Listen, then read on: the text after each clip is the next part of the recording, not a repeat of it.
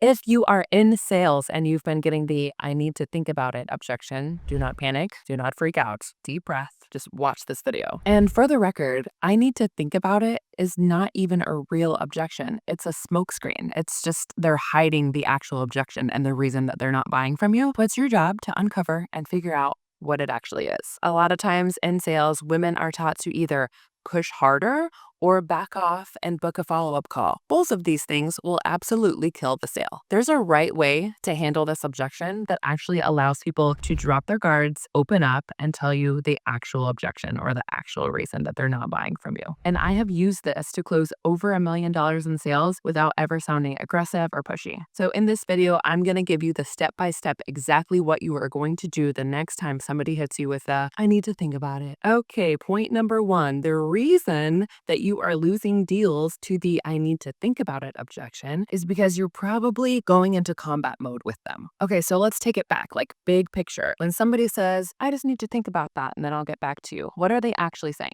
They're actually saying no. It's a polite way of saying no. They're gonna get off the phone and they're probably never gonna talk to you again. So most closers just let it happen. They're not brave enough to step up and be leaders. Top tier closers, however, handle this a lot differently. So the first thing that every sales shark does when they hear the I need to think about it objection is sit back, take a nice deep breath, and it's called diffuse and disarm. So what you're gonna say is, yeah, that's no problem at all. Take all the time that you need to think about it. When someone does this, the prospect is able to let their guard down because they're like, oh, good. Okay, good. She's like not coming for me. So it's so important for you to understand to never go into combat mode. Never snap back at them. Never give a quick rebuttal. There always needs to be space, time, sit back. Body language matters, tonality matters, and just let them know it's no problem at all. They can take all the time that they need. Once they do this, when everything is chill, then we're able to go in for the kill and ask them what they actually mean, like what's actually behind them wanting to think about it, because that is what we need to figure out. Another really important sales tip that every good closer knows is that there's only two real objections, and that's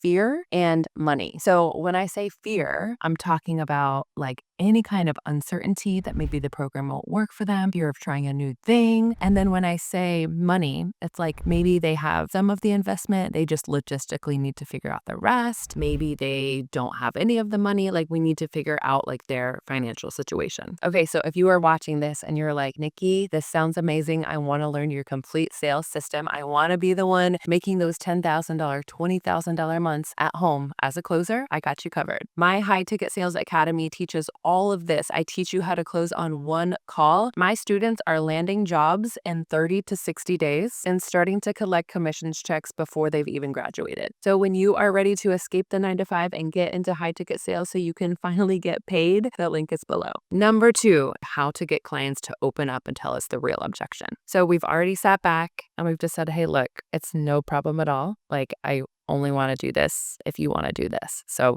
take all the time that you need. The second thing that I'm going to do is get a tie down. So a tie down is asking them, do you genuinely feel like we can help you get to those $10,000 months so that you can have more time with your family? Now, if they answer that with certainty and they're like, yes, like I really do, like I love everything that you covered, then you want to get a double tie down, which is asking them why, like what specifically about the program makes you want to do it. And then they're going to start selling themselves on why they want to do the program. On the other hand, if we were to ask for the tie down and they said something along the lines of like, well, like I hope, or I'm not sure if it actually will get me to those 10K months. There's no certainty, right? So with that, we're going to agree with them. You can say something along the lines of course, like there's no crystal ball and you're never going to be 100% certain before you do anything, right? Like the certainty come after we take the action. But just to help me understand, like, is there any reason that this wouldn't work for you? And then 99% of the time they think about it and they're like, no, like I guess there's no reason for that. And then we want to get the double tie down of like, okay, well, what part do you think would work for you? Again, we're getting them to tell us what they do like about the program and why it would work. Once you get the tie down, and not until you get that tie down, you can move on to clarity. So, like I said earlier in the video, there's only two real valid objections, and that's either fear or money. So when we ask this clarity question, we're getting to the bottom of which one it actually is. Okay, so just tell me, like, what's really coming up then when you say that you need to think about it? Is it more like you have the investment, there's just a little bit of like fear maybe or uncertainty? So this is where they're going to tell us like what the real reason is. Is there like some sort of fear? It could be they might not follow through. It could be from something that happened in the past that didn't work out. Like, is there really some sort of like fear or uncertainty that's stopping them? Or are they 100% confident they want to go all in on the program? They just literally can't afford it and they need to like logistically figure out how they can get resourceful. Once we can figure out which one it is, bingo.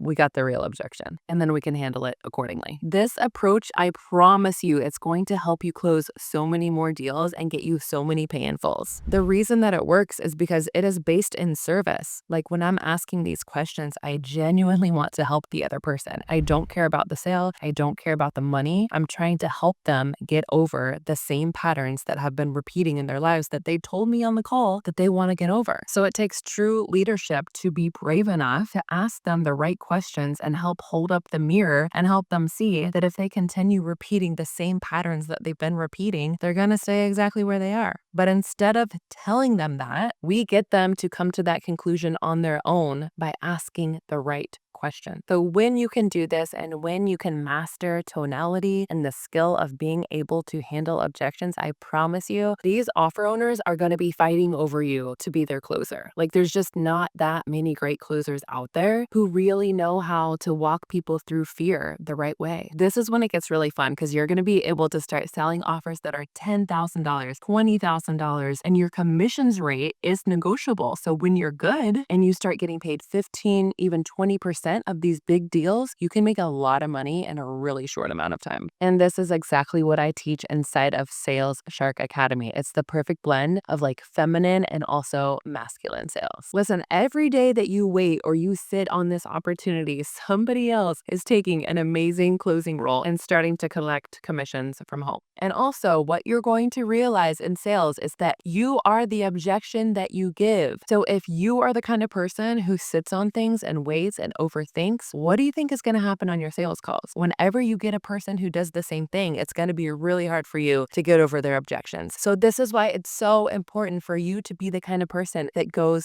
first. You got to do hard things. You got to walk yourself through the fear yourself. You got to invest in yourself first, and then you can walk other people through it. The women inside my academy are escaping their 9-to-5s and working from home while other people are still just thinking about it for like years. Do not let the fear keep you stuck or keep you broke. There's always going to be fear. It's just part of it. So just remember, it's normal to feel the fear, but it is not normal to let it stop you. There's no crystal ball, and you're never going to be 100% certain about anything before you do it. You create the certainty by taking action. The link is below, and make sure you check out my other videos where I walk you through exactly how regular women with no sales experience are able to land these high-ticket sales jobs and start making $10,000, $20,000 to infinity and beyond from home. I promise you, your dream life is just one skill away, and that is the skill of sales.